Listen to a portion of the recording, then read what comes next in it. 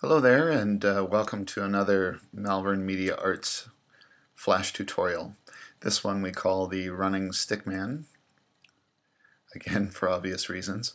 So what you see here is the result of a project I've done earlier. So I'm going to show you how this works. If we just take a quick look at the timeline itself and drag it back and forth, you notice that the limbs don't move, right? So the characters move across the stage, but they don't move the limbs. That's because I made the limbs move as a movie clip. So here's the movie clip of a very simple action, 2 motion tweens for each limb to move out and then back. So let's try to figure out how to do it ourselves. Starting from scratch, here's a new file. And don't start working right away on layer 1. I'm in scene 1, and this is not where I want to build my stickman. It's the most common mistake students will make. Go to Insert, New Symbol. Call it something like, called mine Running Dude. And it should be a movie clip because it will be something that has motion attached to it, and click OK. That will take you to the new stage on which you will draw your running stick figure in several layers. So the first layer is going to be for the torso and head, which do not move. You could probably animate the head separately if you want the head to bob around, but we'll keep things a little simpler. I have the oval tool selected. I'm going to turn off the stroke color. If it's black, you could probably just leave it, but anyway, I turn off the stroke color, and there's the head. And then I take my pencil tool and I draw a rather ridiculous looking body. By the way, that line for the torso ends up nice and curved because down at the bottom of the toolbox there's that option to select smooth for the type of pencil line I drew. Okay, so I did that. I like it, I lock it, and I save it. Now remember our naming protocols. It should be period, underscore, your last name, underscore, and then the name of the project.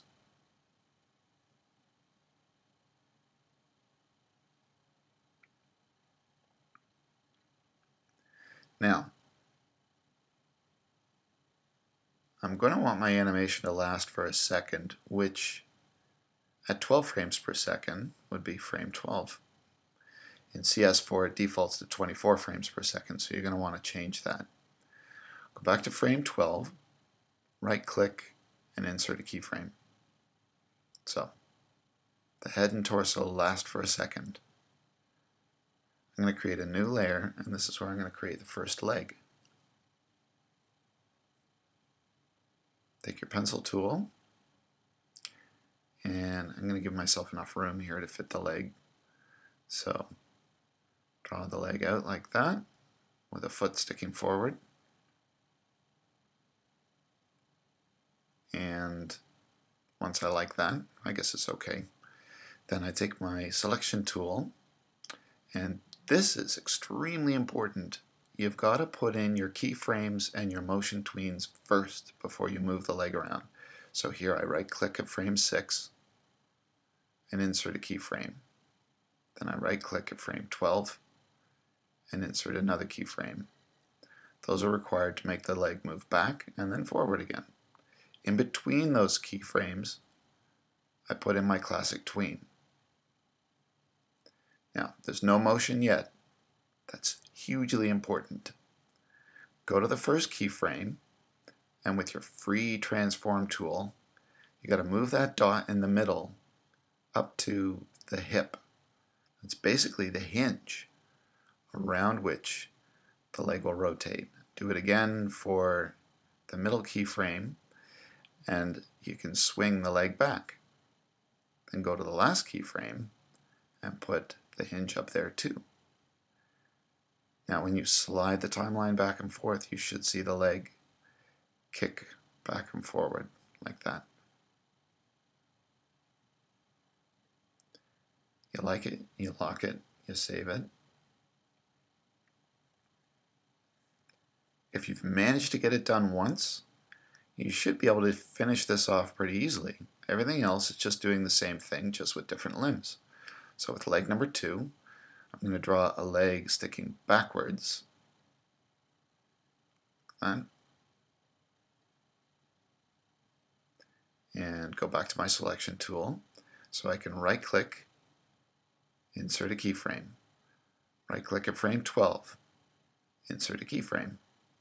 Then I put in my motion tweens. In this case with CS4 it's called a classic tween.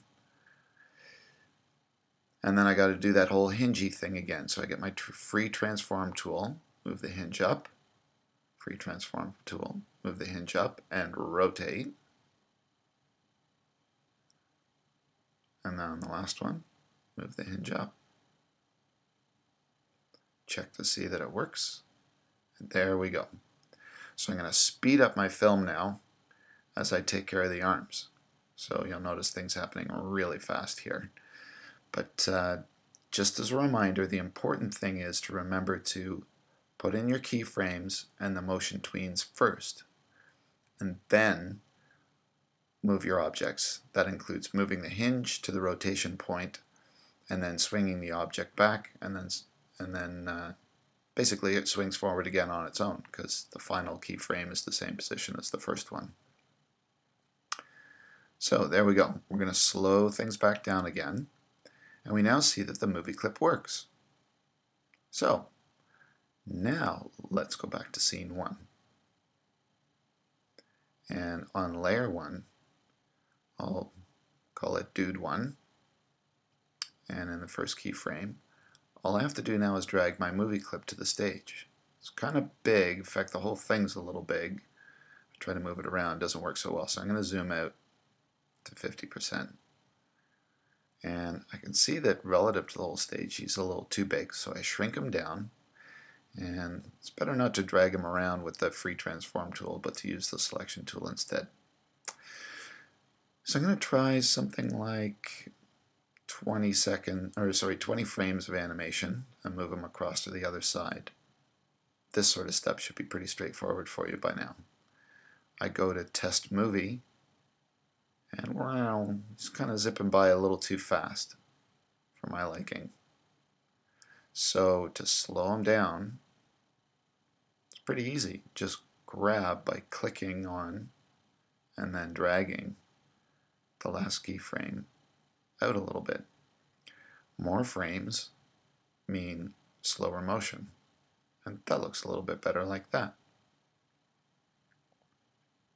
Now, the great thing about having done this as a movie clip, and really the most important reason why you would do it as a movie clip, is so that you can use the same motion object more than once. So I'm going to create another layer and call it dude 2.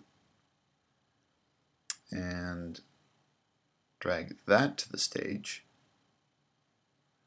And I'm going to flip him around just by grabbing him with the free transform tool. Shrink him down a bit, but maybe not quite as much. If he's a bit bigger, and actually if he moves a little faster, he'll appear to be a bit more in the foreground.